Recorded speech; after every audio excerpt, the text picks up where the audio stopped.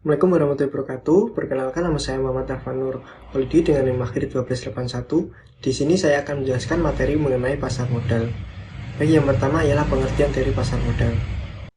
Pasar modal atau capital market adalah pasar yang memfasilitasi penerbitan dan perdagangan surat berharga keuangan seperti saham dan obligasi. Nah, penerbitan surat berharga ini dilakukan melalui mekanisme penawaran umum atau bisa disebut dengan go public. Nah, selain itu ada juga istilah efek. Nah, efek ini adalah surat berharga, yaitu surat pengakuan utang, kemudian surat berharga komersial, saham, obligasi, tanda bukti utang, unit penyertaan kontrak investasi kolektif atau KIK, kontrak berjaga atas efek, dan setiap derivatif dari efek. Nah, pihak yang menawarkan efeknya ini kepada masyarakat, investor melalui penawaran umum ini disebut dengan emiten. Selanjutnya adalah fungsi pasar modal. Nah, fungsi pasar modal ini ada dua, yaitu sebagai sarana pendanaan usaha bagi perusahaan, yaitu perusahaan dapat menerbitkan obligasi atau saham melalui pasar modal. Nah, saham dan obligasi yang diterbitkan tersebut dibeli oleh para investor. Selanjutnya, uang yang dihasilkan dari penjualan obligasi atau saham tersebut akan digunakan untuk membiayai berbagai kebutuhan perusahaan. Kemudian fungsi pasar modal yang kedua ialah sebagai sarana berinvestasi bagi pemilik modal atau investor. Nah, investasi merupakan komitmen untuk menempatkan dana pada satu atau beberapa objek investasi dengan harapan untuk mendapatkan keuntungan di masa mendatang atau untuk mempertahankan nilai dana tersebut. Selanjutnya ialah instrumen di pasar modal. Nah, instrumen di pasar modal ada banyak. Yang pertama yaitu saham atau stok, adalah tanda bukti memiliki perusahaan. Kemudian ada obligasi atau bonds, adalah tanda bukti perusahaan memiliki utang jangka panjang kepada masyarakat, yaitu di atas 3 tahun. Kemudian ada reksadana, adalah wadah yang dipergunakan untuk menghimpun dana dari masyarakat investor untuk selanjutnya diinvestasikan dalam portofolio efek oleh manajer investasi. Kemudian ada bukti rek atau waran. Nah, ini adalah hak untuk membeli saham pada harga tertentu dalam jangka waktu tertentu. Kemudian ada indeks saham dan indeks obligasi, adalah angka indeks yang diperdagangkan untuk tujuan spekulasi dan lindung nilai atau hedging.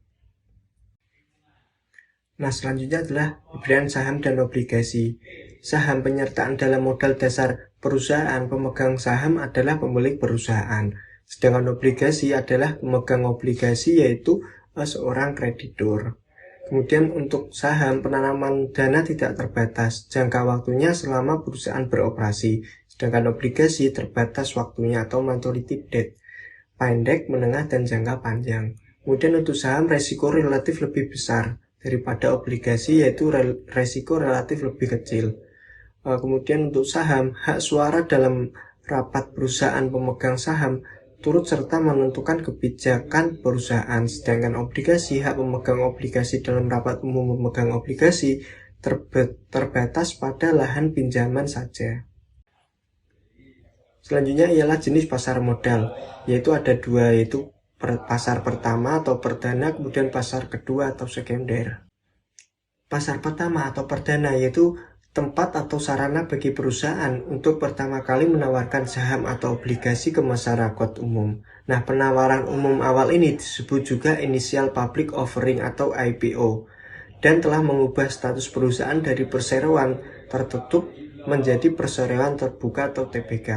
Nah, ciri-ciri pasar perdana yang pertama adalah emiten menjual saham kepada masyarakat luas melalui penjamin emisi dengan harga yang telah disepakati antara emiten dan penjamin emisi. Kemudian yang kedua, pembeli tidak dipungut biaya transaksi. Ketiga, pembeli belum pasti memperoleh jumlah saham sebanyak yang dipesan. Kemudian yang keempat, investor membeli dari penjamin emisi ataupun agen penjual yang ditunjuk.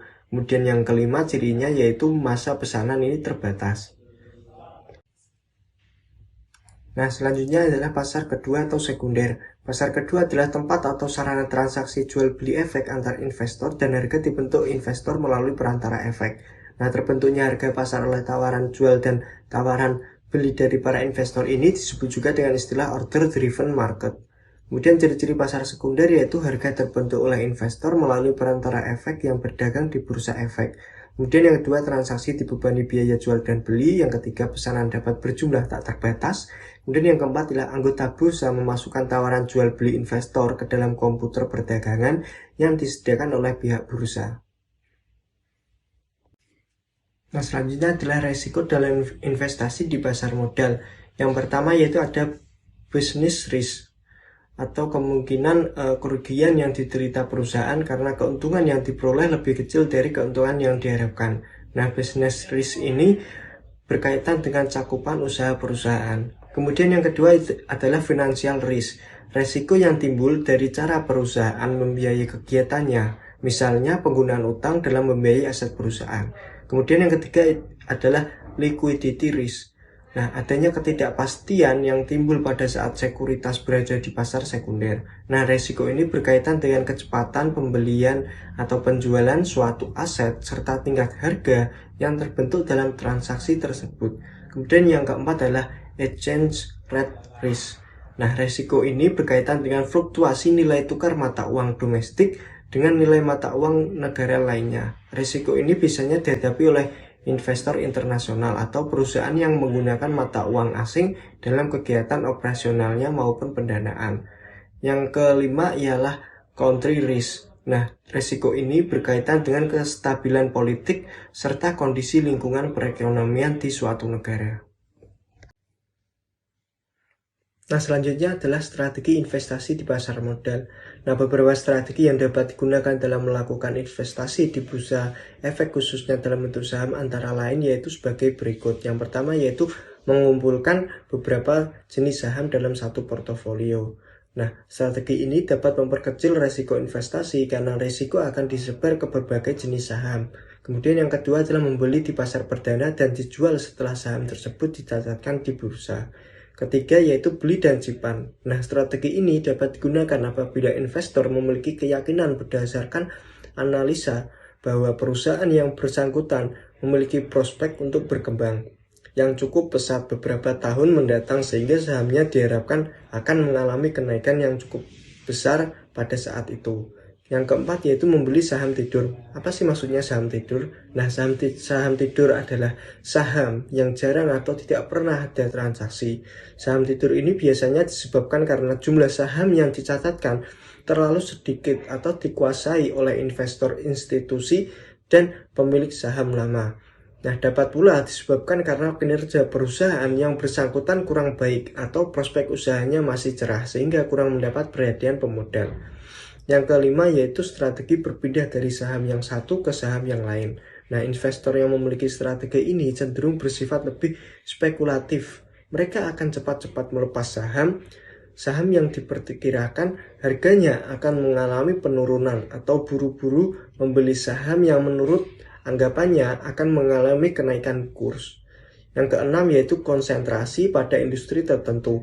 Nah, strategi ini lebih cocok bagi investor yang benar-benar menguasai kondisi suatu jenis industri sehingga mengetahui prospek perkembangannya di masa yang akan datang.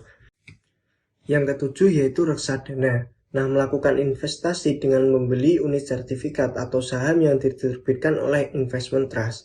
Nah, strategi ini cocok untuk investor yang tidak memiliki cukup waktu melakukan analisis pasar atau tidak ada akses informasi yang lebih banyak.